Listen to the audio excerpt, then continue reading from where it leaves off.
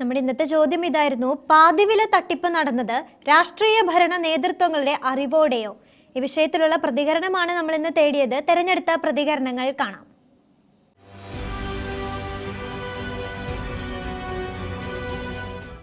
തീർച്ചയായും ഈ തട്ടിപ്പ് നടക്കുന്ന രാഷ്ട്രീയമായിട്ട് എല്ലാവർക്കും പങ്കുണ്ട്, ഇടതും വലതും എല്ലാ പാർട്ടിയും. കാരണം കേരളത്തിൽ ഒരു സിംഗിൾ അക്കൗണ്ടിലേക്ക് ഒരു 2 ലക്ഷം രൂപ അല്ലെങ്കിൽ 5 ലക്ഷം രൂപ ഒരു സാധാരണക്കാരൻ്റെ അക്കൗണ്ടിൽ വന്നാൽ പിറ്റത്തെ ദിവസം വിളിച്ചിട്ട് എവിടുന്ന് പൈസ വന്നു എന്ന് പറയുന്ന സർക്കാരിന് ഇത്രയും കോടികൾ ഒരാളുടെ അക്കൗണ്ടിൽ വന്നിട്ട് അത് അറിഞ്ഞില്ല എന്ന് പറയുന്നത് വളരെയധികം വിശ്വസനീയമാണ്.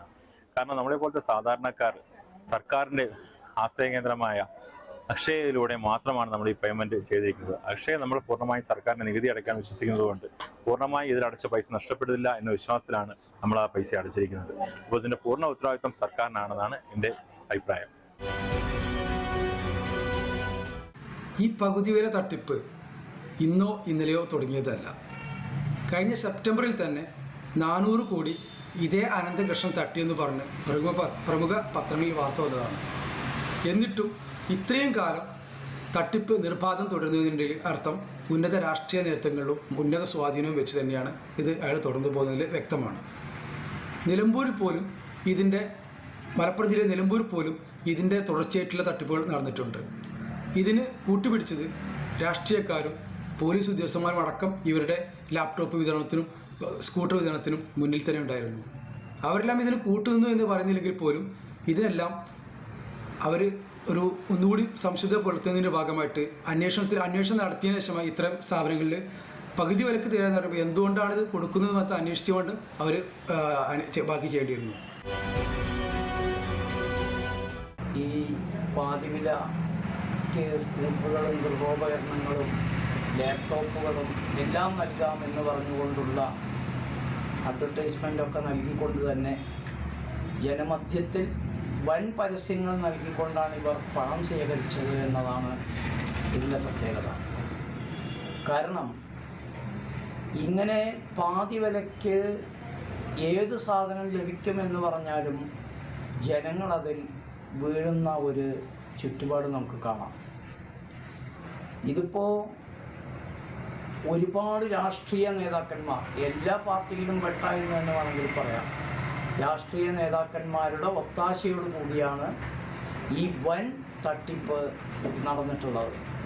അപ്പോൾ ഇത് മുഖേന ഒരുപാട് ആളുകളാണ് സാമ്പത്തികമായി കുടുങ്ങുകയും കടം വാങ്ങിയിട്ടില്ലാത്ത പണം കടം വാങ്ങിയിട്ട് ആണ് ഇതിലേക്ക് അടച്ചിട്ടുണ്ടാവുക.